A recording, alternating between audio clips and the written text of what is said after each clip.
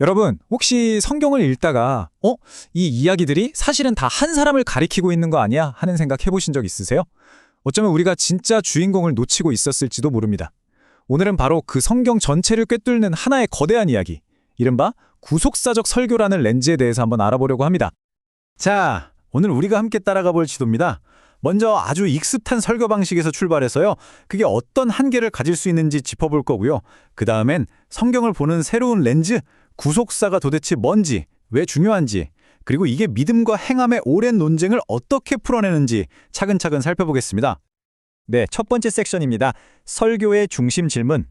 먼저 우리에게 꽤 익숙한 설교 방식 중 하나인 강해 설교 이야기부터 시작해 볼게요. 강해 설교라는 건 말 그대로 성경 본문 하나를 딱 정해서 그 구절의 문법, 역사적 배경, 단어의 의미 같은 것들을 깊이 파고들어 설명하는 방식이에요.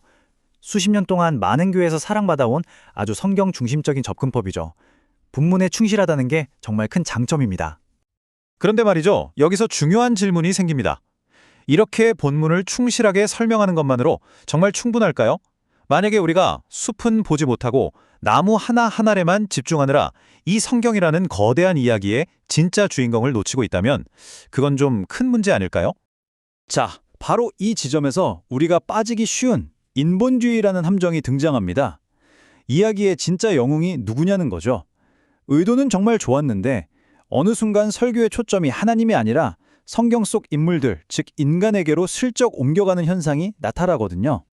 예를 들어 다윗과 골리앗 이야기를 한번 볼까요? 이걸 보면서 와, 어린 다윗 정말 용감하다. 우리도 저런 용기로 우리 앞에 거인을 이겨내자. 이렇게 도덕적 교훈만 얻는다면 이게 바로 인본주의적으로 읽는 겁니다. 물론 좋은 교훈이지만 이 이야기가 진짜 하고 싶었던 말, 즉 하나님이 어떻게 자기 백성을 구원하시는지를 보여주는 더 큰 그림을 놓치게 된다는 거죠. 원전에서 든 비유가 정말 기가 막힌데요. 이건 마치 한글 창제를 설명하면서 정작 주인공인 세종대왕은 쏙 빼놓고 옆에서 도왔던 정인지나 신숙주 이야기만 실컷 하는 거랑 똑같다는 거예요. 주인공을 완전히 놓쳐버리는 거죠. 문제가 뭔지 확 와닿지 않으세요? 자, 그럼 이런 인간 중심의 함정을 피하려면 어떻게 해야 할까요? 원전은 바로 여기서 구속사라는 새로운 렌즈를 꺼내듭니다. 성경을 완전히 다른 각도에서 보게 해주는 렌즈죠.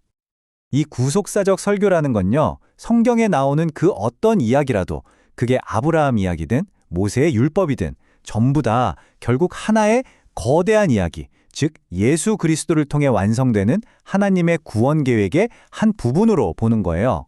모든 길이 로마로 통하듯 성경의 모든 이야기가 예수님께로 통한다는 거죠. 그리고 이 구원 이야기는 단순히 우리 인간만 구원하고 끝나는 게 아닙니다. 훨씬 스케일이 커요. 첫째는 하나님의 영광을 회복하고, 둘째는 깨어진 창조 세계의 질서를 바로잡고, 그리고 셋째로 타락한 우리 인류를 구원하는 것. 이 세 가지 목표를 향해 나아가는 아주 장대한 드라마인 셈입니다. 그렇다면 이 거대한 이야기는 구체적으로 어떤 흐름을 가지고 있을까요? 한번 그 줄거리를 따라가 보시죠. 창세기부터 요한계시록까지 정말 놀랍도록 일관된 하나의 서사가 펼쳐집니다. 이 흐름을 보세요. 모든 것은 창세기 3장 15절, 인류 최초의 복음이라 불리는 약속에서 시작됩니다. 그리고 구약시대 내내 족장들과 선지자들을 통해 그 약속이 계속해서 이어지고 발전하다가 마침내 신약에서 예수 그리스도의 오심과 죽음, 부활을 통해 성취되죠. 그리고 이야기는 거기서 끝이 아니라 그리스도의 다시 오심과 최후 심판으로 완전히 마무리됩니다. 정말 완벽한 하나의 드라마 같지 않나요? 그러니까 이 관점에서 보면요, 우리가 위대한 인물이라고 생각했던 아브람, 모세, 다윗, 심지어 베드로까지 사실은 주인공이 아니었던 겁니다. 그들은 이 거대한 이야기의 유일한 주인공이신 예수님을 무대 위로 등장시키기 위해 하나님께서 사용하신 중요한 도구이자 조연이었던 거죠. 주인공은 오직 한 분, 바로 예수 그리스도입니다. 자, 그런데 이런 주장이 그냥 나온 게 아닙니다. 원전은 성경 자체가, 그리고 성부, 성자, 성령께서 어떻게 이 하나의 거대한 이야기를 증언하고 있는지 그 증거들을 제시합니다. 한번 들어보시죠. 첫 번째 증인은 바로 성부 하나님이십니다. 우리가 보는 구약 성경 전체가 사실은 4,000년이라는 긴 세월에 걸쳐서 하나님께서 내가 메시아를 보내주겠다고 하신 하나의 장대한 약속의 기록이라는 겁니다. 아브라함에게 하신 약속, 다윗에게 하신 약속, 전부 다 이 큰 그림의 일부였던 거죠. 두 번째 증인은 바로 이야기의 주인공, 예수님 자신입니다. 예수님은 직접 말씀하셨어요. 모세와 모든 선지자의 글로 시작하여 모든 성경에 쓴 바가 다 나에 관한 것이라고요. 율법의 진짜 목적, 모든 비유의 핵심이 바로 자신의 구원 사역이었음을 분명히 하셨죠. 세 번째 증인은 성령입니다. 생각해 보세요. 1600년이라는 시간 동안 40명이 넘는 다른 저자들이 썼는데 어떻게 이렇게 하나의 통일된 이야기가 나올 수 있었을까요? 바로 성령께서 보이지 않는 총감독, 신적인 편집자 역할을 하셨기 때문이라는 겁니다. 그리고 지금도 그 성령은 우리에게 이 구원의 메시지를 전할 힘을 주시죠. 그리고 마지막 네 번째 증인은 바로 사도들입니다. 베드로가 오순절에 했던 설교를 보세요. 구약에 예언된 일이 바로 이 예수님을 통해 이루어졌다고 외치잖아요. 바울의 모든 서신, 요한의 모든 글도 결국엔 이 구원의 복음을 설명하고 증언하는 데 집중되어 있습니다. 자, 이제 거의 다 왔습니다. 마지막으로 많은 사람들이 헷갈려하는 지점이죠. 믿음과 행함의 관계.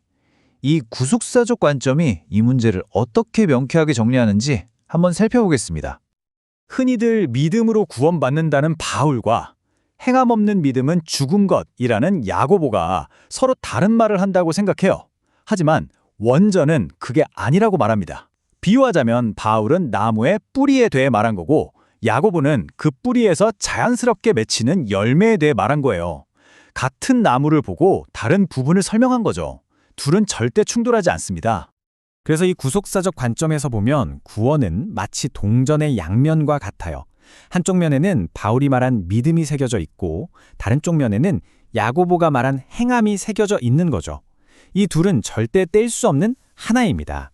뿌리 없이 열매가 있을 수 없듯이 진정한 믿음은 반드시 행함이라는 열매를 맺게 되어 있다는 겁니다. 자, 이제 정리를 해볼까요? 구속사라는 렌즈를 끼고 성경을 읽는다는 것은 결국 창세기 첫 장부터 요한계시록 마지막 장까지 이 모든 페이지가 결국 단 한 사람, 예수 그리스도라는 주인공의 위대한 전기의 한 부분이라고 고백하는 것입니다. 마지막으로 여러분께 이 질문을 던지며 마무리하고 싶습니다. 만약 성경의 모든 이야기가 정말로 단 하나의 위대한 결론을 향해 달려가고 있다면 이 사실이 그냥 성경 지식으로 끝나는 게 아니라 바로 나의 인생 이야기를 읽는 방식을 어떻게 바꿀 수 있을까요? 내가 내 인생의 주인공이 아니라 이 거대한 이야기의 일부라는 사실을 깨달을 때 우리의 삶은 어떻게 달라질까요? 한번 깊이 생각해 보시면 좋겠습니다.